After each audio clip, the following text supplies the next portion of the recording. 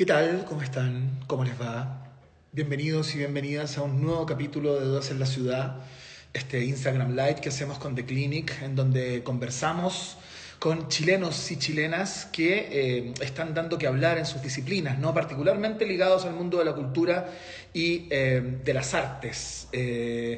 Hoy tenemos un invitado que yo admiro profundamente porque es un contemporáneo y siempre me generó como una sensación de, no sé si de envidia, pero de admiración, ¿no? El hecho de que una persona que tenía mi misma edad, cuando estudiaba periodismo, yo por ejemplo, estuviera haciendo tantas cosas increíbles y ya metido en el mundo del trabajo tan destacadamente, ¿no?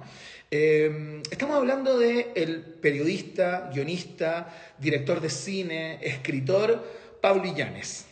Pablo Illanes nos va a acompañar en el día de hoy para conversar acerca de su carrera y de lo que está haciendo en el día de hoy, ¿no? De hecho, hace muy poco, el año 2023, hizo su primera serie para Netflix, una serie colombiana llamada Perfil Falso, que tras algunos días de exhibición, con 6 semanas simplemente de exhibición consecutivas, logró meterse en el top 10 global de Netflix. El top 10 no en América Latina, el top 10 global, mundial, ¿no?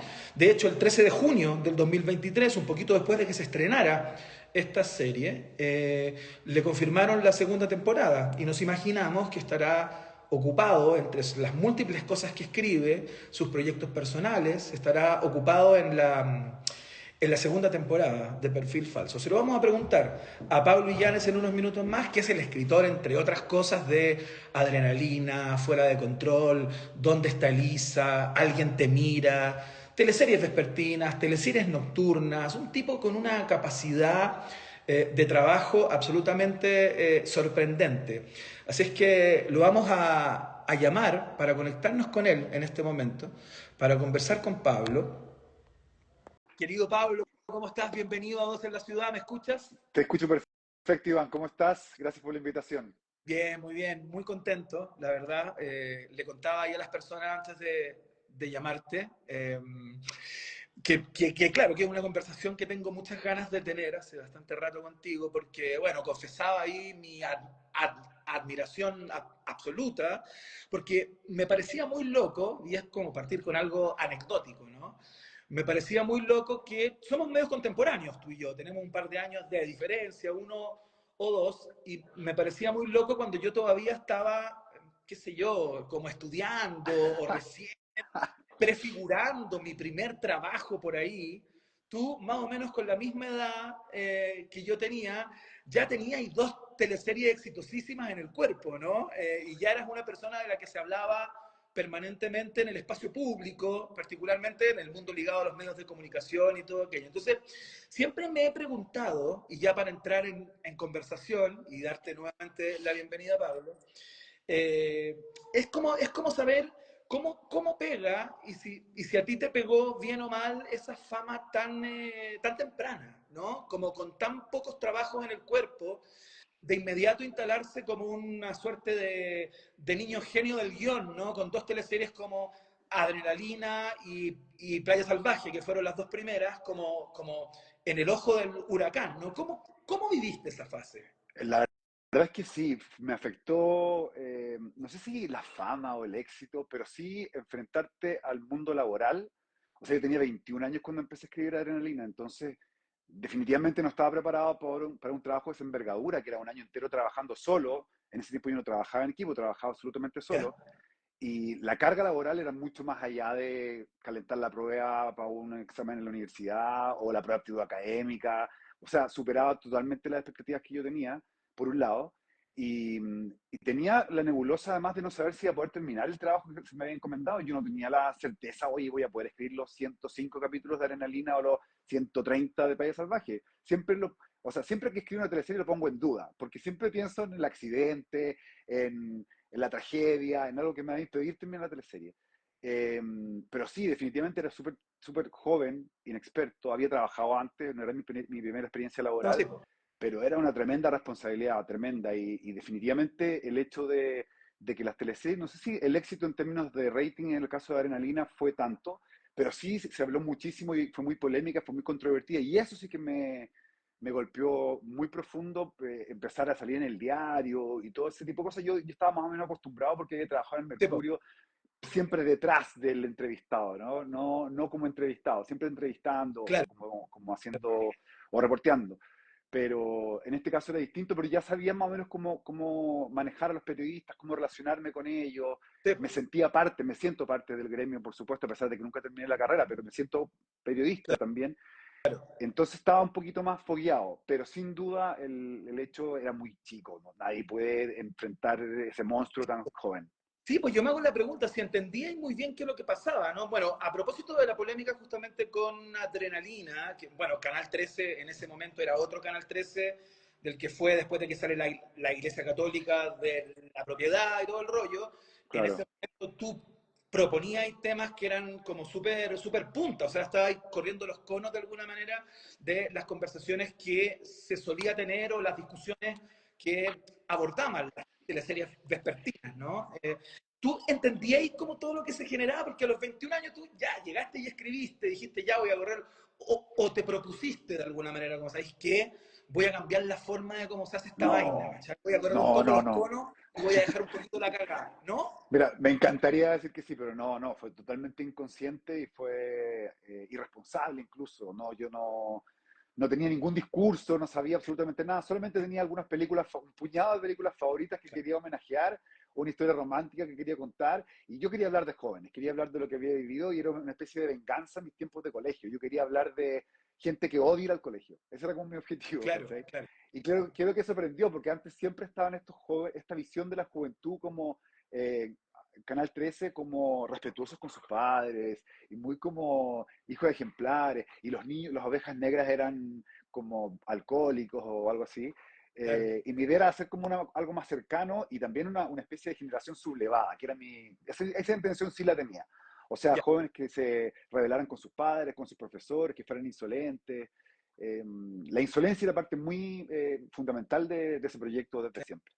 Claro, claro, bueno, y ahí vino una seguidilla, ¿no? Yo no sé si en ese momento, después de Playa Salvaje, cuando tú con Fuera de Control ya empezaste a trabajar como en equipo o armaste tus teams, porque claro, uno cuando piensa, como para que la gente sepa, yo tampoco sé como el número exacto, pero un capítulo de una teleserie, entiendo que son como 60 o 70 páginas tamaño carta, espacio y medio, ¿no? Algo así, tomando en cuenta los Mira, diálogos, ¿no? objetivamente son 45 minutos y una página es un minuto, serían 45 a 50 páginas más o menos Ya, por capítulo. Ahora, eso aquí en Chile, la industria chilena da exactamente lo mismo porque un capítulo lo dividen en 10 días y da igual, ¿cachai? O sea, no es como no es un parámetro que se pueda aplicar a nuestra industria en el hoy, en la ya, actualidad. pero la pega es la misma, o sea, igual tenés que llenar una cantidad de páginas que es absolutamente, o sea, monstruosa, ¿cachai? Como titánico. Es un trabajo que viene mejor en equipo, ¿no? O sea, tú Sí. empezaste a trabajar en un equipo, ¿por qué? ¿Por qué empezaste a trabajar con más personas para tus teleseries? La verdad es que empecé a trabajar en equipo en una teleserie que se llamó Piel Canela, que fue un equipo designado, y después en TVN empecé a trabajar con equipo porque era la forma como se Ya, trabajaba. Pero las tres teleseries que yo escribí solo, después escribí otra solo para Telemundo, Dueños del Paraíso, ya vamos a funcione perfectamente como... Yo siento que hay ciertos proyectos que uno puede emprender solo. Por lo general, cuando son proyectos por encargo, proyectos donde son muchos los cerebros que conciben la idea original, yo prefiero trabajar en equipo, siempre. Pero en realidad, claro, de pronto también se te topan dos proyectos y es obvio que en el proyecto que son 90 capítulos tienes que tener más gente pensando y desarrollando tramas y con esta cosa tan terrible que es la escritura diaria, ¿no? Que es maravilloso, pero por otro lado también hay que estar, o sea, olvídate de invocar a la musa o buscar la inspiración, porque no existe un trabajo de oficina de 8:30 a 7 y no puedes esperar a que se te ocurra algo, se te tiene que ocurrir solamente. Ya vamos a hablar eso de los hábitos de escritura, que es súper interesante porque hay tantos como escritores hay, digamos, eso es increíble.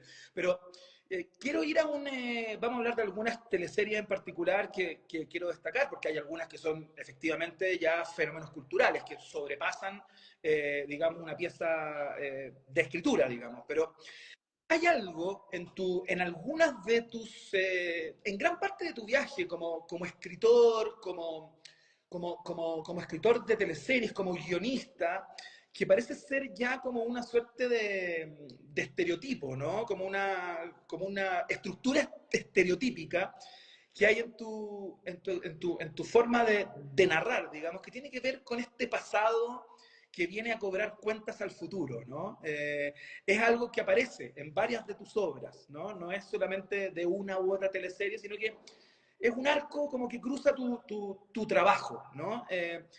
Y te quería preguntar por eso, siempre me ha dado vueltas si es que hay algo absolutamente personal en ese afán, a lo mejor si tiene que ver como, no sé, si lo inventaron los griegos, digamos, y tú estás repitiendo de alguna manera esa fórmula, o lo viste en una teleserie cuando cabro chico y te marcó, y de ahí te descolgaste y empezaste a hacerlo propio, porque yo siento que es muy tuyo hoy, ¿cachai? Que es como una marca registrada.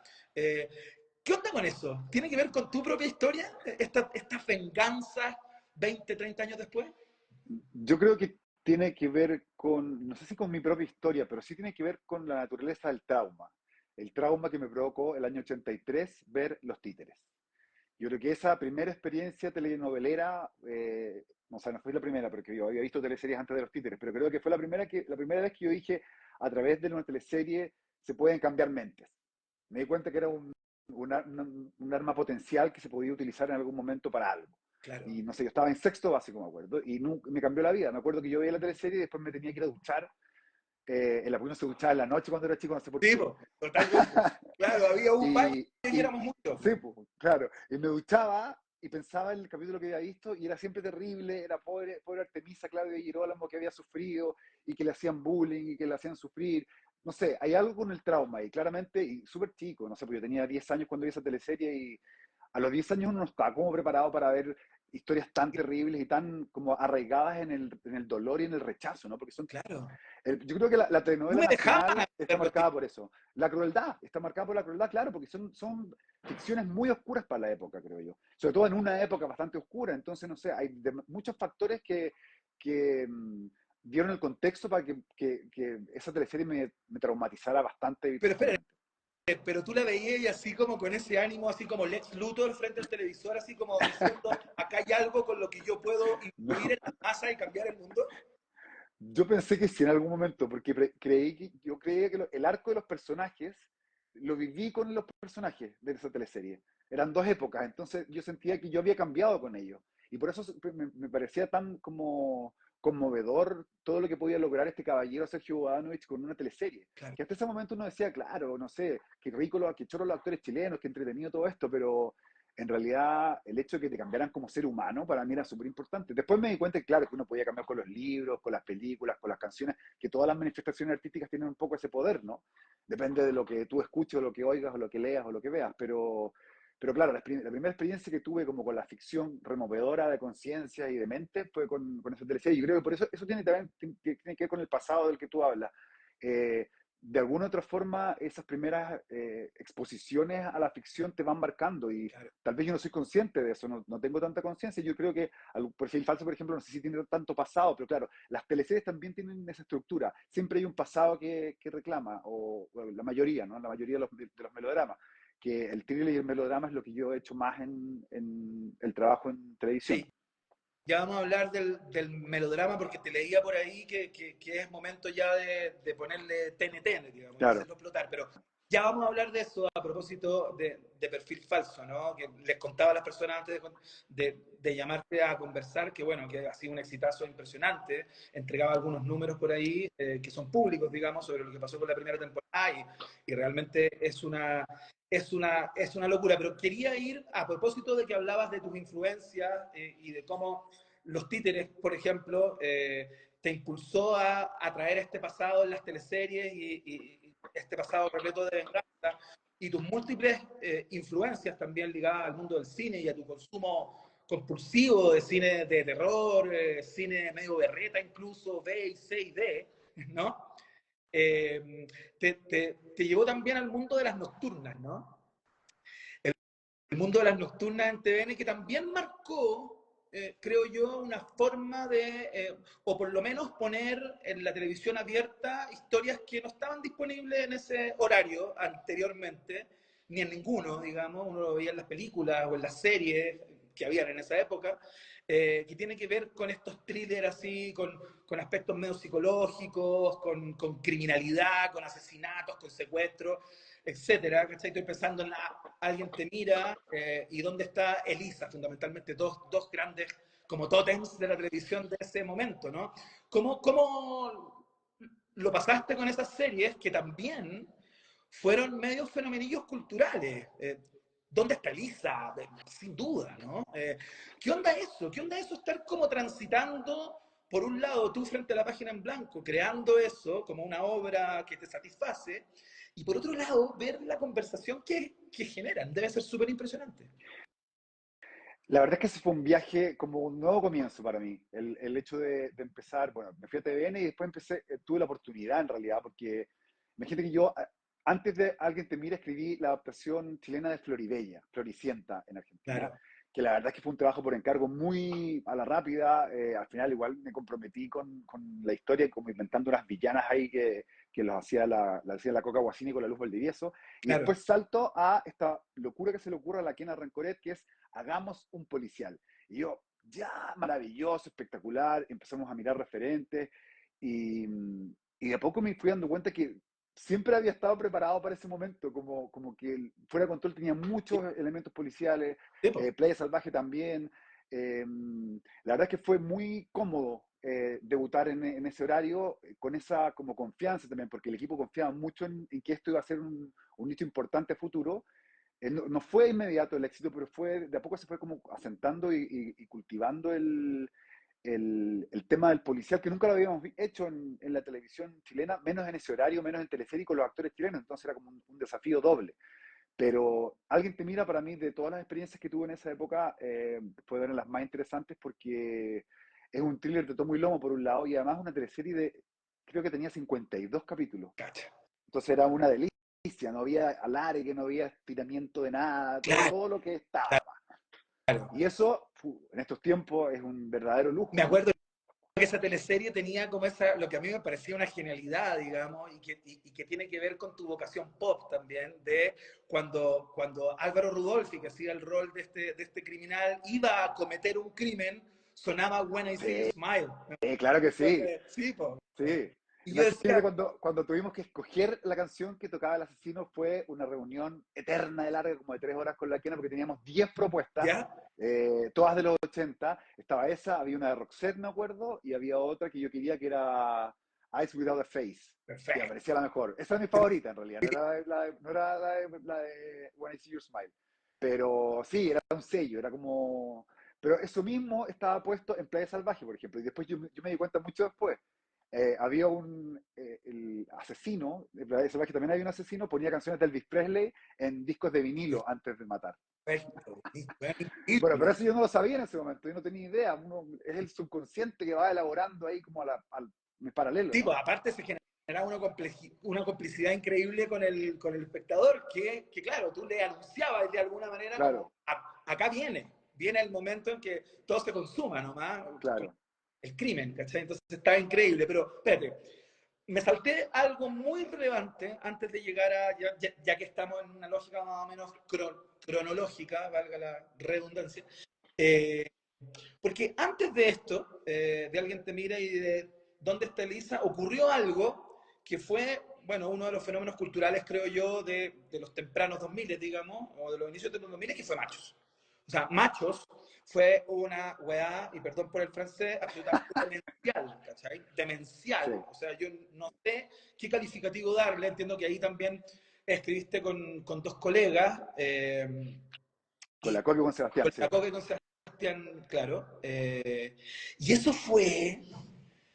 ¿Cómo se surgió esa ola? ¿Qué recuerdos tenías de Uy, ese momento así ampliamente, no sé, mira, desbordado, ¿no? ¿Desde todo punto de vista? lo que pasa es que para hablar de Macho hay que hablar como de la prehistoria de Macho, que fue la crisis de Canal 13. Canal 13, la dramática se fue al suelo. Eh, Creo que una teleserie que se llamaba Buen Partido tuvo 1 punto, 2 puntos en su momento. el área dramática de TVN no es que estuviera ganando, estaba sepultando, o O sea, sea, la era la extinguió. época de oro de Claro, Sabatini de y todas las Sabatini teleseries que y como de Aquino también, los 2 semestres ganando, pero así fácilmente, no había ninguna posibilidad, todos los actores se habían ido a TVN, los guionistas estábamos sin pega, todos, o la mayoría, y de repente llega la Vero Saquiel a Canal 13. Y la Vero Saquiel me llama para escribir un proyecto misterioso. Solamente sabía que iba a trabajar con la Coca y con Sebastián, que eran mis amigos, nos conocíamos, no habíamos trabajado juntos. Habíamos presentado proyectos con la Coca para Canal 13 cuando ya estaba como feneciendo el área dramática, pero nada concreto y nada particular. Entonces empezamos a desarrollar este proyecto que al principio se llamaba ¿Quién es el más macho? Y nos sorprenden con la premisa que era, mira, es un padre y 7 hijos hombres, nada más, y cada uno distinto. Sí, historia coral, y ahí inventen quién es quién más o menos, este va a ser este va a ser este otro. Ahí había más o menos algunos como sugerencias de casting, pero nadie se quería ir a Canal 13. claro, Nadie quería ir a resucitar un cementerio, porque básicamente esto era un cementerio, era como era empezar todo de nuevo, todo de nuevo. Y ganando lo mismo que yo ganaba antes de Arena Reina. Eso es lo peor de todo, porque el sueldo era así en el suelo, muy, muy malo. ajá. Y dijimos todos, qué bueno, nos subimos todos los actores se bajaron el sueldo, todo el mundo empezó como si fuera la primera teleserie de nuestras carreras. Y de a poco empezamos como a conquistar, empezamos a desarrollar, al principio fue súper difícil, fue súper complejo porque no encontrábamos el tono, había un lado que quería melodrama, el otro lado quería comedia, uno quería cosas más fuertes, otro quería no. La Vero, en su locura, primó en el fondo su visión, que era, hagamos un melodrama clásico, pero con elementos como subversivos, ¿cachai? O sea, el personaje gay, la separación. Hay muchas cosas, yo siento que a mí Macho me gusta mucho, pero siento que hoy, mirada desde el presente, se ve absolutamente añeja, anticuada, pasada de moda. Hasta Imagínate que Kant. hay el personaje de Bastidas tiene conflictos porque no deja trabajar a la señora. O sea, Claro, imposible, eso que no una podía cosa hablar de ese tema ahora. O candidez sea, en ese no, claro, en ese tiempo yo creo que ya era medio pasé. No, yo nunca estuve a mí me tocaba justamente ese trámite, entonces me costó mucho como entender la cabeza de este personaje, pero a la larga lo sacamos y siempre pensando en la simpleza. Yo creo que lo más bonito de Macho es que es muy simple, es una historia muy simple, lo que te conté, un padre con 7 hijos muy distintos, cada uno con su conflicto. Y lo demás son todos los recuerdos que tenemos nosotros de cuando chicos. Los almuerzos, sentido. no sé, los secretos con los papás, lo que descubres de tus papás, los amigos, los primeros amores, y sería.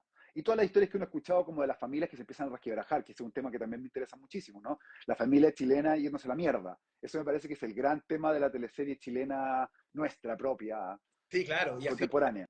de literatura, de libros, de novelas, etcétera, ¿no? Es como un Claro. clásico nuestro. Uno tiene la impresión, Pablo, y acá sin falsa modestia te lo voy a pedir, porque yo sé que, claro, es una pregunta que da como para decir, no, no es así.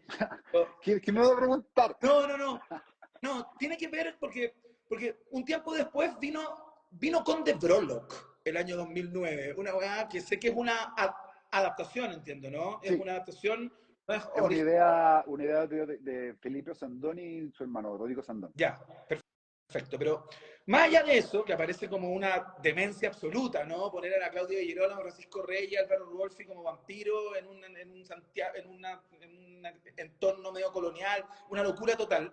Pero me pregunto si tanto cuando te contratan o cuando llegas tú con una idea, como fue al inicio, al principio de tu carrera como guionista, eh, te peleaban mucho los proyectos, te pelean mucho los proyectos o generalmente así más o menos lo que querías hacer. Y te cuesta poco imponer tus términos, tanto laborales, no voy a hablar de sueldo porque esa weá no es tema, pero o sea, es tema, pero no es tema de esta conversación, pero en términos editoriales, digamos. Como que lo que dice Pablo Illanes antes de que se inicie una teleserie es como ley en las áreas dramáticas o igual de repente tenéis que pelearla. Siempre hay que pelear, siempre. Haga lo que uno haga, siempre hay que pelear y siempre hay que defenderlo. No hay, oye, yo quiero hacer esto porque sí, no, siempre hay que justificar, y cuando hay temas puntúos o temas como delicados, la pelea es doble, triple y a veces uno la suelta también. Yo de repente digo, ¿para qué vamos a tratar de tocar este tema si en mitad de camino se van a echar para atrás? Que ocurre también. Porque muchas veces uno dice, ah, sí, sí podemos, y lo vamos a hacer súper bien y todo, y después por temas editoriales no se puede, por temas de producción muchas veces no se puede, porque un actor no quiere hacerlo, también a veces ocurre. Eh, es muy frágil todo lo que uno hace y todo lo que uno escribe. Depende de muchos factores y eso uno como guionista lo tiene que asumir y lo tiene que asimilar y eso es lo que más cuesta en este trabajo, que el guión por sí solo, y esto lo he dicho muchas veces, el guión por sí solo sirve para envolver pescado. El guión necesita de un productor, un director y un elenco para poder convertirse en algo parecido al arte. Si no, no sirve de nada. ¿Cachai? Mm. Es como para hacer fuego, no sirve de mucho. Pero una vez que uno asimila eso y toma el guión como una herramienta de trabajo para un montón de gente que trabaja en un equipo, las cosas funcionan mejor, Mm. creo yo. Pero claro, la pelea es constante y yo no lo llamaría pelea así, hay una como pugna, ¿no? Como tratar de, no sé si de imponer, pero de contar las cosas con cierta mirada y con cierta perspectiva. Yo creo mucho en lo autoral, y no porque yo sea autor, sino porque creo que los autores diferencian una teleserie de otra. No los directores, no los actores, no los productores. Los autores somos los que lo hacemos. Y eso Sí, claro. Oye, ahí me dejo la modestia de lado porque creo que Moya Grau es Moya Grau porque es Moya Grau porque era madrastra y su puta pluma se notaba en la madrastra. Bodanovich es Bodanovich porque su puta pluma también se notaba en los títeres, ¿no? Entonces creo que hay un mundo un mundo que proteger, que es el mundo de los autores y de las autoras. Y eso yo creo que es una pelea que hay que dar a diario. desde ese mismo punto de vista, ¿te complica mucho el hecho de, como autor, como creador, el hecho de que el trabajo en la tele, por ejemplo, ¿no? En las teleseries, en las nocturnas, porque entiendo que Perfil Falso es otra historia, trabajando para plataformas, digamos, pero que el guionista o el equipo de guionistas quede un poco como desafectado de lo que ocurre luego con el transcurso y con la deriva de una obra, con una teleserie, con una serie, a propósito de esta cosa tan compartida y en serie, ¿no? Que es como se construye. ¿Te pasa que de repente como veía un video ahora a propósito del huracán en México, como que va a tocar suelo allá en Yucatán pronto, que la gente, Oh, estos memes como, mi dinero, mis ahorros, son muy buenos esos son memes. la raja. Te pasa de repente como, weón, mi obra, ¿por qué no estaba yo ahí? Si yo también dirijo, tengo dos películas, qué sé yo, ¿cachai? O ¿Cómo, sea, cómo, cómo? me pasa todo el tiempo, a diario o cada 2 días, no sé. Todo el tiempo pasa, pero también son gajes del oficio.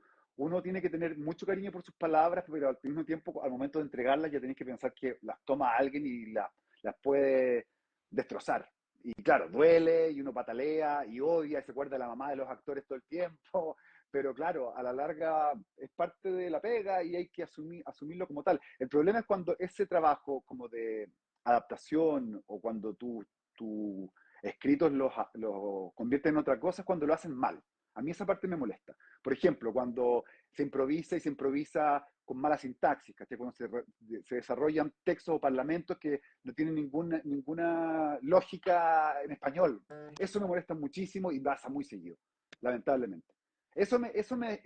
Me puede arruinar una semana completa, de verdad, y lo digo con una mano en el corazón. Mira, Y claro, también tengo que aprender que puta la weá, no estoy en todas las escenas y es imposible y no puedo estar reclamando siempre, pero sí me molesta y pasa mucho más seguido de lo que uno piensa. ¿veis tus teleseries? Sí, Las veis siempre.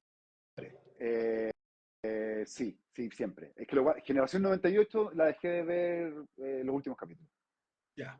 Ya, bueno, ya vamos a hablar de eso, que es capítulo aparte, es una locura total todo eso, pero ya lo vamos a hablar. Oye, a propósito de la comparación que te hacía con tu trabajo para plataformas, ¿no?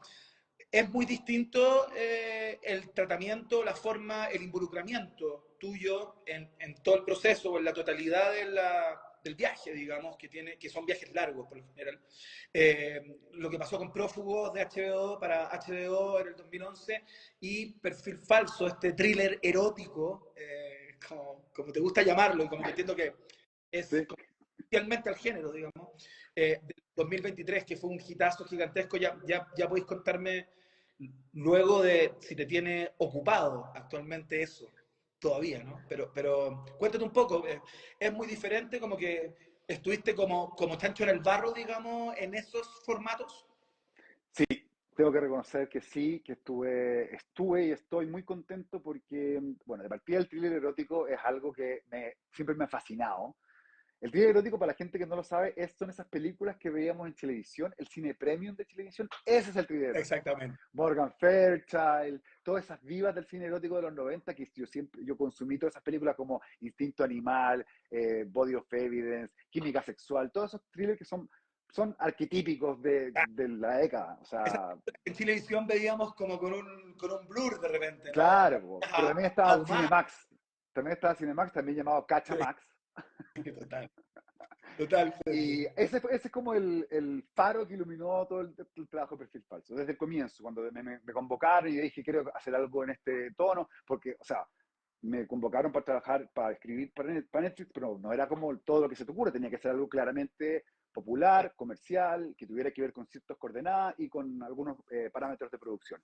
Y ahí empecé a desarrollar este proyecto y claro, la diferencia es que, como tú bien decías, uno está involucrado desde la primera llamada telefónica hasta el minuto en que sale al aire. Tú ves todos los capítulos antes, mandas informes, es mucho trabajo, son pocos capítulos, pero no te desconectas en la postproducción, por ejemplo, en el montaje. Hay una opinión que vale y que se toma en cuenta, que se considera muchísimo, y también tú te sientes más útil, que es algo que es muy bonito, porque uno pensaría que las teleseries uno está en todas, y no es que uno No, esté en todo, uno está en el 10% del proceso. Y no porque uno no quiera estar, es porque no tienes tiempo y no te pescan mucho tampoco. Si a los guionistas nunca nos han pescado mucho en el proceso ni de dirección, ni de postproducción, ni de marketing. En el caso de las primeras teleseries que yo hice, sí, pero después ya nunca más se dio esa instancia. pero hay una valoración distinta de lo autoral, ¿no? Como este tipo que Sí, yo seguramente tiene algo que decir incluso de la música que podría sonar. Está con definitivamente. esta conexión, Todo. ¿no? Todo tú puedes dar tu opinión en absolutamente todo y hay una consideración, pero por lo general uno abandona el proyecto cuando entrega los capítulos y te olvidaste. Y si quieres ver la serie o la teleserie, no. En este caso no. En este caso ves los dailies, lo que se graba día a día, das tu opinión, tienes, no sé, relación con el director. Yo estuve en las grabaciones ahora en Colombia. Eh, Hay un trabajo que tiene que ver con la forma de hacer las cosas que tiene Netflix, que es distinto, es muy distinto. No es que los autores tengamos como la última palabra o que lo sepamos todos, no. Hay roles muy marcados, pero esos roles se trabajan muy cerca, sobre todo lo que tiene que ver con lo técnico, ¿no? Que es lo que a mí me apasiona muchísimo, sobre todo con el nivel que tiene Colombia, que es impresionante.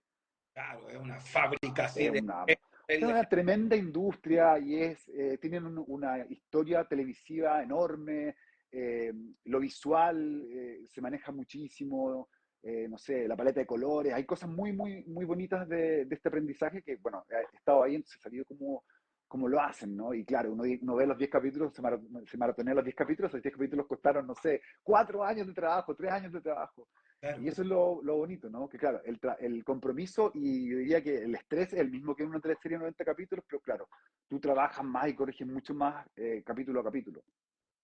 Oye, Pablo, antes de todo eso ocurrió ese llamado de Telemundo, ¿no? Que te permitió como vivir en New York como un par de años, entiendo, en Nueva York, ¿no?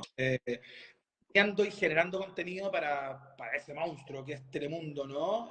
Una de las grandes cadenas, si no la más, una de las más grandes de América Latina a nivel continental, ¿no? ¿Por qué te volviste de ahí? O sea, ¿cómo fue ese viaje? ¿Cómo lo pasaste ahí? Me imagino, puta, que estabas en un lugar que para ti es una meca de los contenidos que consumiste desde cabro chico, ¿no? Estabas en esa ciudad que viste tantas veces fotografiada por todos lados, debe haber sido un raye y un flash, como dicen por ahí, como importante. Todavía lo es en todo caso Nueva York, todavía es una ciudad que me fascina, pero en realidad la puerta la abrió Donde esté Lisa. Donde esté Lisa fue comprada por Telemundo para la distribución internacional. Hicieron, creo que 25 versiones en Turquía, en Indonesia, en Filipinas, en Grecia, no sé, en muchas partes. Y la versión ¿Ya? americana, y ahí conocí a toda la gente de Telemundo, que es un canal gigantesco, increíble, grandes amigos estoy ahí todavía y me convocaron para escribir para Telemundo.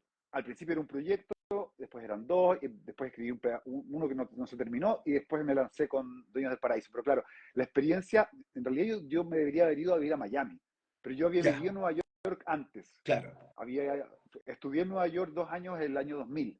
Entonces había estado y conocía la ciudad, viajaba siempre, me gusta muchísimo. Se nos fue tan traumático, pero debería haber vivido en Miami, no en Nueva York. En Nueva York fue un poco de capricho porque era la ciudad que conocía, donde conocía gente y me parecía como más entretenido, pero fue por motivos inspiracionales.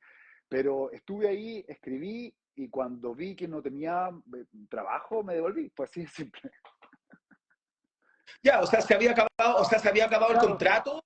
se me Ya, terminé de escribir Dueños del Paraíso y me dijeron, sí, hay posibilidades, pero en realidad no había nada concreto. Y yo dije, me estaban llamando para hacer cosas en Chile y dije, o sea, no hay dónde perderse. A mí desde chiquitito me enseñaron, uno tiene que estar donde es el trabajo. Así que me vine a Chile rápidamente. ya, y llegaste, y esto me sirve mucho como intro para lo que viene, llegaste a participar de alguna manera del ocaso de una industria.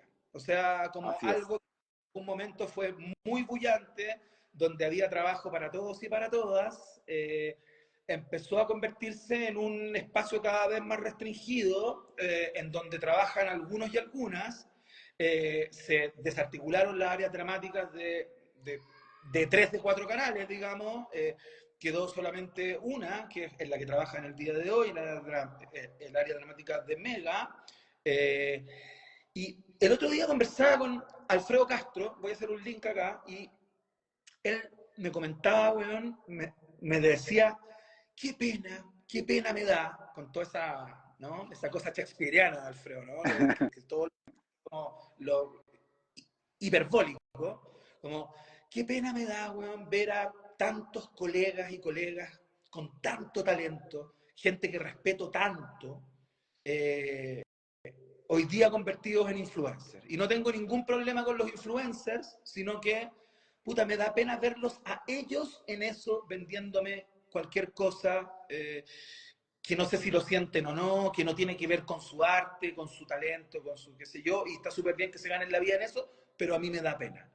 Y de alguna manera está pasando eso, como que tú y un puñado son como sobrevivientes de una industria, ¿cachai? Que está ahí hoy día así, a pesar de los buenos números de tus trabajos, pero no hay mucho más que eso, ¿no? ¿Cómo se vive ahí adentro? ¿Cómo está esa onda? ¿Cómo la Bueno, percibís tú? la verdad es que yo no estoy dentro de la industria. Yo terminé en Generación 98 y no tengo contrato con Mega. No estoy haciendo nada de la televisión abierta en este Ya, momento. Así claro, que hoy no. los estertores de la industria no los estoy escuchando en este momento. Pero sí Ya, estoy de acuerdo con que, claro, cuando volví, había primero los ratings en el suelo, había una sensación muy de abandono, sobre todo por el quiebre de el área temática de TVN, que sin duda era uno de los baluartes de la ficción televisiva. Yo la verdad es que no entiendo cómo todo se fue a la mierda tan rápido. Te lo digo súper como directamente porque no entiendo. Yo me acuerdo que de un minuto a otro la quena se fue al Mega y todo esto se vino abajo, pero como, qué sé yo, en 6 meses, en 9 meses. No fue más tiempo que eso. Y no creo que haya sido solo por los proyectos. No me da la impresión que sea solo por la elección de los proyectos que hayan dado mal números. Yo creo que fue todo como una seguidilla de malas decisiones. Eh, Mucha pena porque sin duda era un canal que tenía todas las puertas abiertas para los autores y para la posibilidad de crear. A mí me las ofreció en bandeja siempre, no solo la Quena, sino también todo el equipo que tenía la Quena Rencoret en la temática de TVN a su lado. Eh, Esa posibilidad de tocar temas, como hablamos, como lo de Alguien te mira, lo de Don Esteliza, no sé, o con De Brolo, que incluso no sé si se podría dar de nuevo, y eso me da mucha pena, mucha tristeza, porque no creo que la industria esté para experimentaciones a esta altura, ¿no? Ya no, nadie haría con De Brolo hoy, por ejemplo. O tal vez sí, alguien muy loco, pero la industria ahora está muy frágil para ese tipo de producciones, pero sin duda, claro, yo opinaba lo mismo que Alfredo hasta que me quejé de los influencers delante de alguien que vive de esos millones y me contó cuánto ganaba y me callé la boca.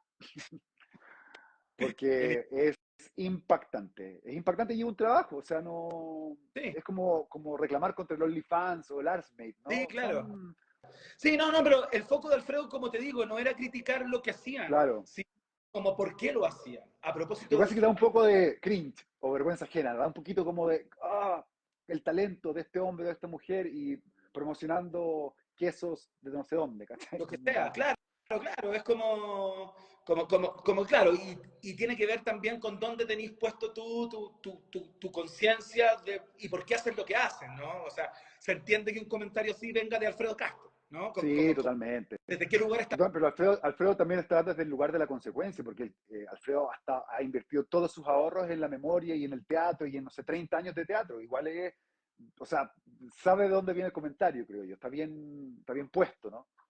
Está bien puesto, claro, claro. Bueno, y en ese tránsito vinieron éxitos brutales que, de alguna manera, a propósito de los ratings, volvieron a hacer creer que esto era posible, ¿no? Desde algún lugar. No sé si con la misma ampulosidad de antes, ¿no? Y la pirotecnia de antes, pero puta, lo que pasó con Perdona Nuestros Pecados, perdón, pero estáis hablando de una teleserie, no sé cuántos capítulos hicieron de eso y cuántos 165. 165. Libretos al aire fueron como 300, yo creo, o 200 y algo, no sé, pero mucho. Ya, una cosa absolutamente demencial, ¿no? Y bueno, y eso ocurría por algo, porque la cosa funcionaba y daba réditos, ¿no?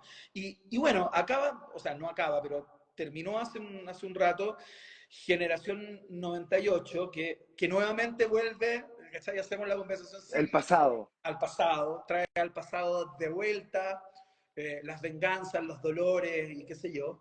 Y pasó algo muy loco que tuvo que ver con el capítulo final, ¿no? Y te lo quería comentar a propósito de que ya que partíamos hablando de los títeres o de la madrastra, hay un video por ahí que es muy bueno, que es ya un meme a estas alturas, que tiene que ver con la madrastra cuando entrevistan a una señora en la calle, Ah, sí, es en el maravilloso. yo no sé qué voy a hacer ahora, cómo voy a seguir adelante después de no sé qué, que se acabó, se había acabado la madrastra, ¿no? Y, y puta, guardando las proporciones, y no tanto también, puta, con esto pasó algo similar porque hubo gente, no sé, puta, no estuve metido en ese proceso y no sé qué porcentaje o qué fracción constituye del total, ¿no? Tomando en cuenta. Pero hubo gente que se quejó que no le gustó el final y toda la y hasta incluso te trolearon, te acosaron en redes, tuviste que cerrar un par de cuentas, entiendo, al menos por un rato. ¿Y cómo lo viviste esa weá? Porque puta, debe ser como medio chapelotas también, ¿no? A pesar de que te ves y tengo la impresión que eres una persona segura de tu trabajo y de las cosas que has hecho y lo que has construido, puta, debe ser fome de repente cuando viene el corolario, ¿no? La guinda de la torta, como le dice, ya, este weón se cayó en el final, penca la weá. Ya, ¿cómo lo viviste? Pésimo lo vi. Horrible, fue una experiencia macabra todo lo que pasó con ese final. De partida yo creo que los finales de teleseries muy exitosas siempre hay gente que queda descontenta. No es la primera vez que me pasaba. Pasó con un final que me parece maravilloso, que es el de Donde está Elisa, por ejemplo, que a la gente no le gustó. Pasó con el Alguien te mira, que a mí también me pareció muy bueno, que hasta la última noticia se rió en la portada. Puso la Academia de Policía por el final. Y bueno, siempre ocurre, pero en este caso en particular, yo siempre había defendido mis finales de teleserie hasta ahora, porque aquí creo que comparto 100% las críticas que tuvo la gente, por eso decidí cerrar los comentarios en mi Instagram por un tiempo, porque no quería borrarlos por un lado y no quería tampoco que la gente sintiera que yo no estaba de acuerdo. Yo sí estaba de acuerdo, pero es la primera vez que lo reconozco. Yo creo que no, es imposible, esto pasa por algo muy concreto y muy técnico, que es que los capítulos se alargan. Entonces, para uno como guionista es imposible saber cuál va a ser exactamente el último capítulo que la señora va a ver en su casa. Perfecto. No en esta teleserie solamente, en todas las teleseries, y no solamente en Mega, en todos los canales. Es imposible porque los capítulos los cercenan. Y es una práctica que no depende de una persona, depende del departamento de programación, porque el señor multitienda y el señor pastediente no saben si van a ir en la tanda del jueves, ¿cachai? Entonces no, Claro. son cosas técnicas que tienen que ver con los comerciales, para que la gente entienda en su casa. No es del guionista, no es del actor, y ni siquiera es del director. Tiene que ver con el caballero que viene a poner su comercial de, no sé, limpia vidrio. Bueno, ahí se demuestra la crisis de la televisión chilena. Ver comerciales de limpia vidrio o de lavalosa en la noche no es una buena señal. Claro, claro, no es Antes una buena veíamos ciudad. Armani, ¿cachai? Antes teníamos Armani, a Sí, Coca-Cola.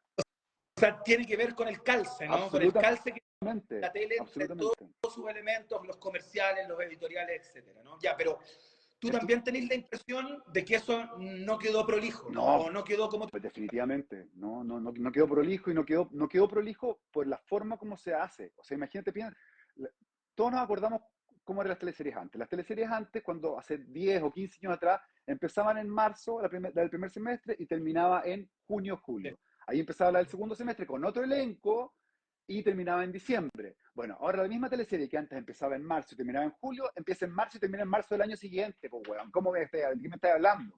Claro, imposible. Y eso es una pena porque a nosotros los autores nos pagan por capítulo, no por emisión. Y a veces hasta triplican las emisiones. ¿Cachai? Entonces es un temazo que tiene que ver ya no con el hecho de que me gustó o no me gustó el capítulo, tiene que ver con la forma como se editan los capítulos para su emisión. Pero espérate, ¿y te afectó así como en plan, puta, quiero estar un rato fuera de esta weá o voy a hacer otras cosas por mientras y no quiero meterme más en esto? La verdad es que estaba trabajando harto, tenía muchos proyectos como a medida que iba terminando Generación 98, entonces no tuve mucho tiempo para reflexionar. Sí que es súper molesto durante harto rato. Eh, no pude como vivir este final efervescente, como, ¡oh, qué bueno! No. O sea, me decían, oye, vi el final y yo salía arrancando. No emitía comentarios al respecto. Me contaba, no sé, me encontraba en el gimnasio con alguien, oye, el final, y yo así no hablo del tema, no me refiero. Esta es la primera vez que me refiero al tema, incluso con mi familia. Les tengo prohibido que me hablen de Gimnasio 98. Y mi papá actúa en Gimnasio 98, o Sí, sea, entonces es un tema tabú y quiero dejarlo así para siempre. qué heavy. Pero una última cosa para entender cómo descargáis eso.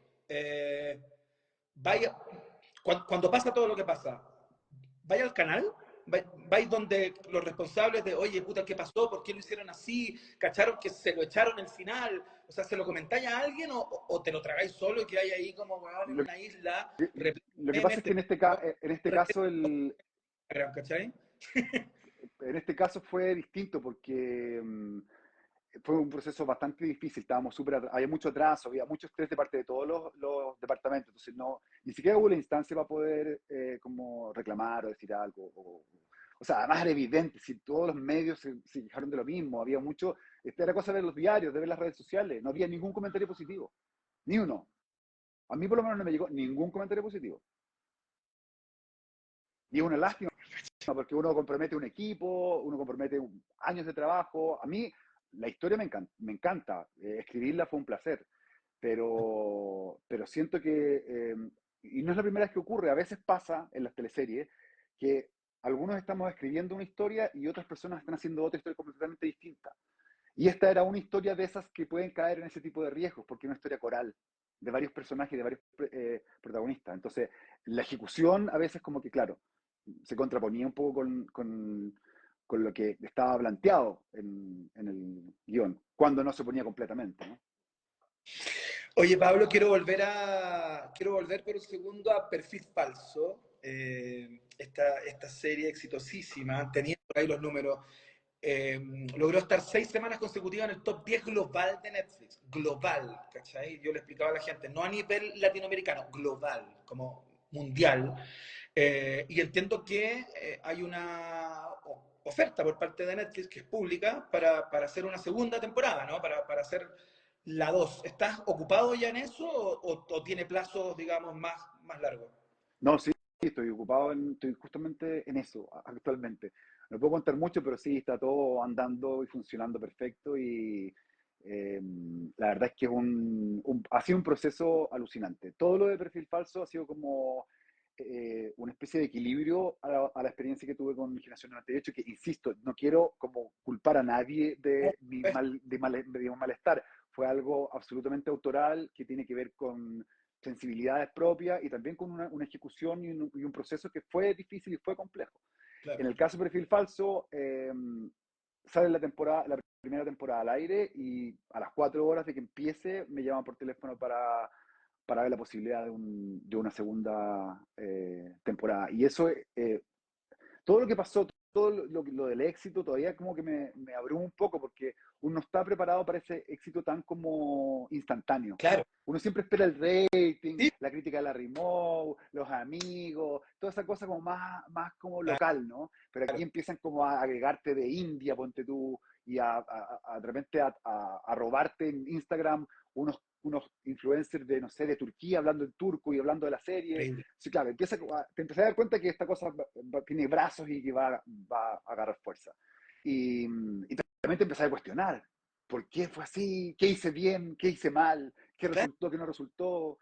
Pero bueno, yo creo que esa es la gracia también de todo esto. Si tuviéramos la fórmula del éxito, nadie tendría pega, nadie no tendríamos trabajo, o sea, sería todo súper fácil, ¿no? Claro, Y el claro. misterio es ese misterio es también placentero, hay una sensación de goce el no saber qué le gusta a la gente, ¿no? Claro. Porque yo creo que sí existe la gente. Hay mucha gente que dice, oye, la gente no existe. Sí existe, la gente es el público, esa masa que devora algo y que, no sé, uno puede tener ideas sobre lo que le gusta a la gente, pero a la larga somos absolutamente ignorantes, por suerte. Sí, quiero dejar por final algo que tiene que ver con una declaración que te leí por ahí, te la planteaba hace algún rato. Yo estoy hace un año, de hecho, hoy día estamos cumpliendo acá con este proyecto de familia, un año acá en México, ¿cachai? Qué Un año, llegamos bueno. hoy el año pasado. Y, y estoy como en la cuna del melodrama, po, weón. O sea, México es, bueno, tú bien lo tienes que saber y de alguna manera la construcción de tu historia como guionista y como escritor ha estado como al amparo de ese género, ¿no? Que es como el género por excelencia cada vez que uno se imagina una telenovela, es eso es lo que piensa. Ese es el género que está ahí atrás, por lo general. Y tú planteabas, claro, me imagino a propósito de esta experiencia de perfil falso y de todos tus inputs en términos de género, todo lo que hay consumido históricamente, decís como es la hora ya y me imagino que lo dice en términos personales, no sé si lo dice en términos como generacionales o de industria, ¿no? Como romper con el melodrama, ya chao el melodrama, y hay que empezar a incorporar y hacer cosas más híbridas, más entretenidas, con más entradas y salidas, ¿no? Cuéntate un poco, ¿qué es esta enemistad con el melodrama? No, no es enemistad. Lo que pasa es que esa fue una declaración un poquito sobregirada que me quedó como un poco literaria y extrema, hiperbólica, que tenía que ver con la idea. Yo siempre he hecho melodrama, valoro y amo el melodrama profundamente. O sea, soy admirador de los grandes, por ejemplo, Delia Fiallo, que es una escritora venezolana que falleció hace un tiempo, que es la maestra del melodrama, la que escribió Las Marías de la Thalía, La María del Albar, todo eso, creo. Cristal lo escribió yo también. Bueno, soy admirador profundo de la técnica del melodrama. Lo que sí me hincha las pelotas es cuando se habla de la ficción latinoamérica como si fuera solo melodrama. Solo la nana que se enamora del patrón, solo la guagua perdida, solo la ciega que empieza a ver. Eso me hincha las pelotas, porque el melodrama no es solamente eso. El melodrama lo puedes intervenir con terror, con melodrama político, puede ser un melodrama futurista, puede ser un melodrama de suspenso, policial. Lo que me molesta es la flojera que existe al decir, no, esto es melodrama. Loco, el melodrama tiene, no sé, 100 años, ¿cachai? No puede decir que esto es un melodrama. Esto es un melodrama con elementos de algo, ¿cachai? O sea, de repente siento que hay alguna flojera de parte de productores y de escritores también hacia definir el melodrama como una sola amalgama que hacemos todos los latinoamericanos. Yo creo que no, pues, bueno. Yo he hecho melodrama, pero nunca he hecho melodrama tan clásico. Siempre lo intervengo con algo que tiene que ver con cosas personales, con gustos personales. Incluso las películas que he hecho tienen que ver también son parte melodrama, pero son melodramas de terror o de suspenso, no sé, como quieras llamarlo, pero creo que la subversión del melodrama es lo que me interesa. Eso es. Sí. Vamos a hacer otro programa para hablar de Baby Shower, de Videoclub, de Te vas a morir de pena cuando no estés, de tus libros, que también hay otro costado ahí que es muy interesante, donde estáis volcando también esas obsesiones más personales que no están cruzadas por el deseo de un auspiciador o de un productor, ¿no? Que de alguna manera se te meten en tu obra también. Pero te quiero preguntar por otra cosa, ya por la persona, por el ciudadano Pablo Illanes, y por el periodista también de alguna manera, ¿no? Como, no cacho, porque hasta ahora estamos hablando de tu mundo y la ficción, ¿no? Que es lo que sí, como para vivir y lo que te seduce y lo que te engrupe. Pero estáis ahí, pues, weón, estáis en Chile, estáis metido en un sistema que funciona con ciertas reglas, con un gobierno a cargo, ¿cachai? Y querías, ¿cómo te conectáis con Chile? ¿Cómo estáis viviendo? el Chile real, ¿no? El Chile de las noticias, el Chile político, la conversación, ambiente y todo ese rollo. Si es que fuera un género, digamos. ¿Qué De género terror, claramente. es Chile O hoy? sea, después de ver las noticias los últimos 2 días, creo que salieron unos monstruos por ahí. ¿No? Vi unos monstruos en Ajá, pantalla y los veo demasiado seguido. Pero ya, sí, me conecto con Chile como, bueno, como se conecta todo el mundo, veo noticias, sí, me intereso y trato de preocuparme, pero sí con cierta distancia. Me molesta un poco como el tratamiento de la información en Chile, bueno, como todo el mundo, yo creo, como me molesta lo que se ha convertido el periodismo nacional en algunos casos. Particularmente me molestan mucho los profetas de ya. matinal. Eso no lo soporto. No, no, creo que hay una suerte como de centrodemesismo de parte del género de matinal, como de ser tan tajantes para algunos juicios y de determinar lo que tiene que hacer la gente o el gobierno o incluso la oposición. Hay como, yo no sabía que el matinal era la especie de reunión de pauta, como con el espectador. Y eso me molesta muchísimo. Y es un género que la verdad es que no lo veo con agrado. Cada vez que lo veo me enerva, porque creo que no es el género para tomarlo con seriedad de partida, una discusión política en este caso. Y por otro lado, hay mala información una y otra vez. No hablemos de los GCs con falta de ortografía, que eso es un mal endémico de nuestra televisión abierta, que no entiendo cómo sigue existiendo. Pero volviendo a tu pregunta, sí, me conecto como tratando de establecer un espíritu crítico, pero con distancia y tratando de manejar información, que es lo más difícil de obtener hoy, ¿no? Información fidedigna. Es muy difícil informarse. O sea, de lo que pasa en Chile, porque en Chile lo único que importa es lo que pasa en la cuadra de tu comuna, porque olvídate de la noticia internacional, no existe, no importa. Mm. Los ¿Y cómo, noticiarios, no sé, tienen cada vez menos tiempo para dedicarse a las noticias internacionales. y cómo estáis como experimentando tú en tanto ciudadano, puto informado, periodista, qué sé yo, privilegiado desde muchos lugares, sin duda, la conversación política, ¿cachai? Te seduce la conversación en Chile, los actores que están conversando, la opinión pública que amplifica ciertas cosas o no. El otro día conversaba como, no me acuerdo con quién, con Alberto Montt, creo, con el ilustrador Alberto Montt, y el weón me comentaba como qué increíble que se han ido los grises, ¿cachai? Como que es todo blanco y Totalmente. negro, tonos, y no hay tonos distintos, no hay tonalidades, ¿cachai? ¿Cómo veis esa weá tú? Lo que pasa es que el gris se convirtió en amarillo, siento yo, y el resto es blanco-negro, pero hay un cambio de tonalidad que devino a otro color totalmente distinto. Sí, estoy de acuerdo con eso, hay una polarización absoluta de las ideas y de los gustos también y de lo que uno puede y debe hacer para no ser cancelado. Hay una especie de terror a la cancelación que me parece súper ridícula y súper absurda, pero también es un discurso que tiene que ver con los tiempos, no tiene que ver con Chile ni con nuestra idiosincrasia. O sea, todo lo que estamos viviendo se está viviendo en otros países, en otras partes del mundo. Nosotros creemos como chilenos que es una experiencia personal y terrible y la delincuencia está acabando con Chile y está todo la cagada. No, está en todas partes del mundo. Yo tengo una amiga que vive en Nueva York y es la misma experiencia a diario, muertos en el metro, pickpockets, o sea, que te roban la cartera en cualquier parte, en Europa, para que decir lo mismo. Entonces, claro, todas nuestras sensaciones de inseguridad, por un lado, o de crisis económica, crisis valórica, y esta polarización también de las ideas, se está viendo en todas partes del mundo. No es una experiencia rara ni extraña. Es un signo fatal de los tiempos, creo yo. Mm. Y yo lo trato de verlo como espectador y como testigo, tratando de ver cómo se aplica a una historia y a la ficción, siempre tratando de ficcionalizarlo todo. Pero sin duda son tiempos, yo creo que son tiempos buenos para escribir ficción y muy malos para ser periodista. Qué Me da la buena. impresión. Sí, sí, de más, comparto, weón, comparto. Pablo, puta, estamos llegando al final, te quiero dar las gracias.